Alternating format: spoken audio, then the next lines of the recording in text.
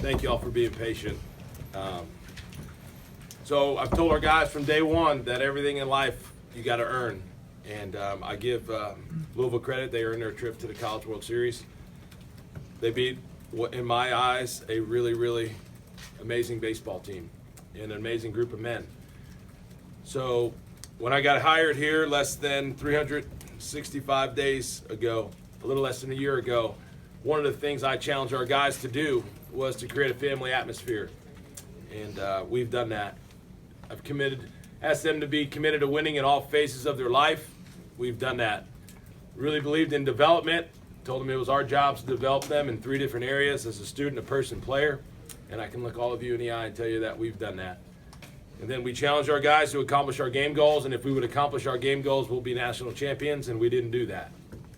So I'm really proud of this team, because to do something that's never been done before is hard. And they're going to be able to tell their kids, they're going to be able to tell their families, they're going to be able to tell their wives one day that they're a part of something that's never been done before. And as a coach, you get the opportunity to coach young men. I coach for development of relationships. And I can tell you this group of men, they'll be really close and to me for the rest of my life. I just told them in the locker room that they probably think that myself and our coaches changed their lives, but more importantly, I promise they changed my wife and my son's lives, the way they've touched our coaches. Who are we going to open up for Evan and Riley? For both players, I mean, in Nick's first year and you guys kind of reaching this unprecedented success, and as he talks about doing things that have never been done before, do you feel like you were kind of on the building blocks of more to come for this program? Yeah, I would say definitely. It's something we talked about, and Coach Minch talked about how all year long that we're going to do things that have never been done before, and there has to be a team to do it. Throughout the Kentucky baseball history, that hasn't been done before. So, for us to be part of that is truly special, and we've had a remarkable year. Obviously, didn't end how we wanted it to. We're going to learn from it, and in the future, we're going to take over. And I don't know what I was going to say there. I apologize. But we're going to learn from it and come back better. So. Yeah, I have to agree with Evan.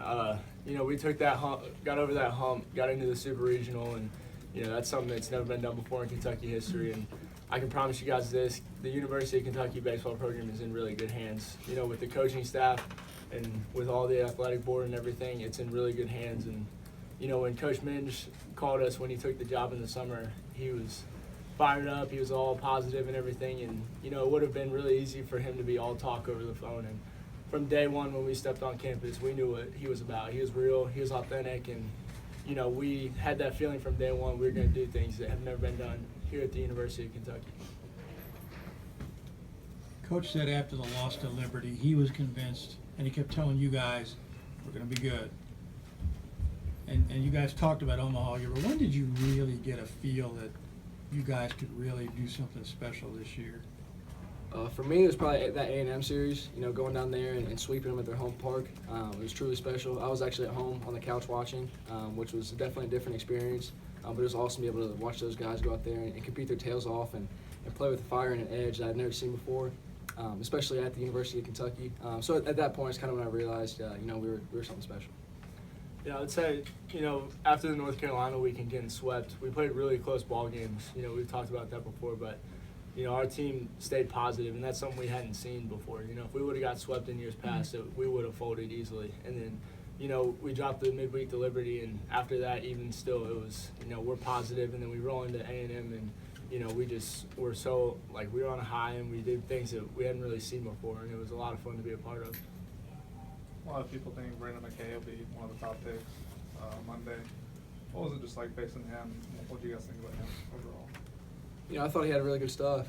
He was able to command it as well. He moved in and out with all of his pitches, and he just does a good job of commanding the strike zone. And no matter what's going on, he's always even-tempered and stuff like that. So I think that's what really sets him apart from a lot of guys. Doesn't seem like he ever gets sped up or anything like that. So he's a special talent, and have nothing but respect for him. Riley and Evan, usually during a season-ending press conference, emotions are running pretty high, and yet you guys, as you have all year, seem to be able to keep your heads up. How are you able to do that? What is it about you? What do you attribute that to? I think we attribute that to, all the work that we put in all year. And, we wouldn't be sitting here right now if we didn't work hard. And, you know, we have a lot of respect for our opponent, and they played a great game. They had a great weekend, and we wish them nothing but the best of luck. But, you know, it also goes back to our head coach over here. You know, as soon as he came back in the dugout after the final out was recorded, he was saying, you know, nobody put your head down. And, you know, we're so proud of all the guys on our team, and we know there's a lot of people back in Kentucky that are, you know, big fans of us, and they followed us all year, and they're proud of us. So that motivates us to keep our head up no matter what the outcome is. One more question for the players. How tough is it for both guys to be this close and to come so far in such a short amount of time when 8 months ago nobody gave you a shot? You know, it's definitely tough because we set those goals out for ourselves at the very beginning. That goes back to Coach Mingione, setting those for us. As soon as the first time we talked to him is when, you know, he really set that goal for us. So it's been a long time coming, and to, you know, come this close, it really hurts. But, you know, it's a tough game, and, you know, we've learned a lot throughout the season and made incredible relationships. So there's a lot to be very thankful for. So we're just going to keep our heads high and, you know, learn from it in the future. Okay, thanks, guys.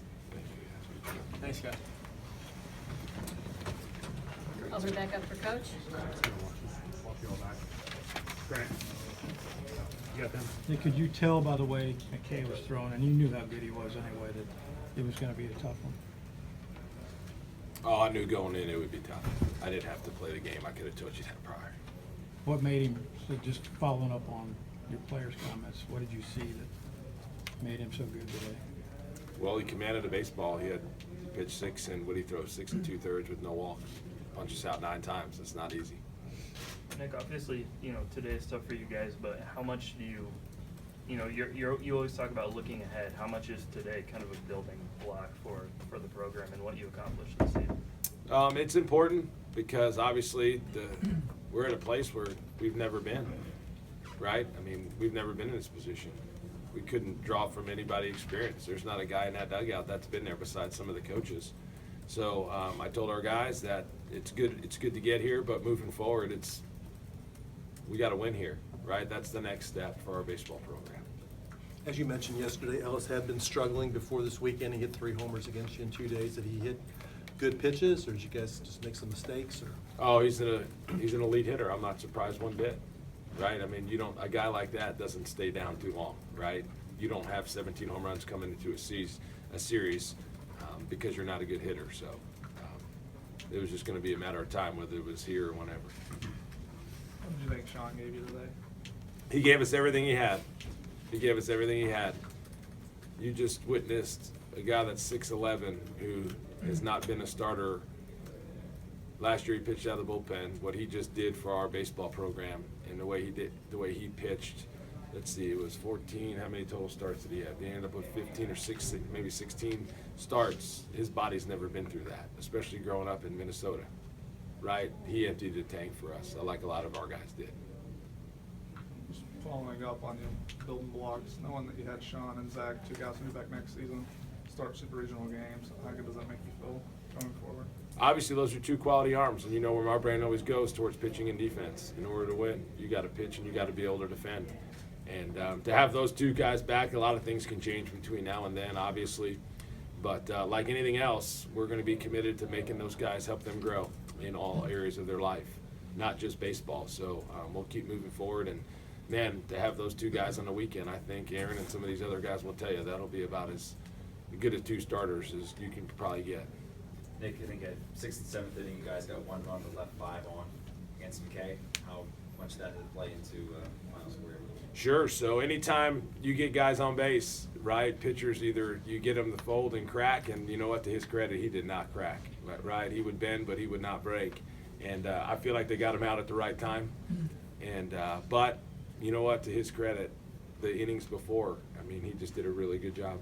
He did a really, really good job for his baseball team. One more question. Nick, you mentioned that, you know, these players have changed the lives of you and your family. In what way have they done that? That's an awesome question. Awesome.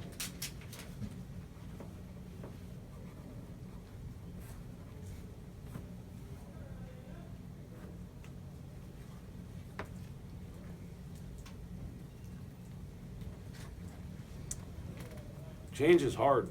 It's really hard. It's really hard. And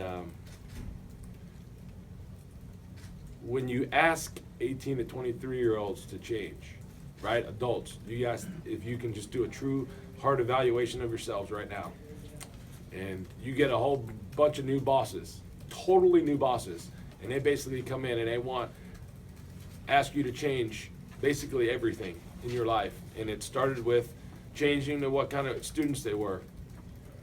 We made guys go back in cats and study hall that hadn't been in years. And we just told them we were going to hold them accountable for every single move they make. And when you do that, and you starts in the classroom, and then the decisions they make off the field, and then decisions in how they're going to practice and approach each day with the enthusiasm and effort.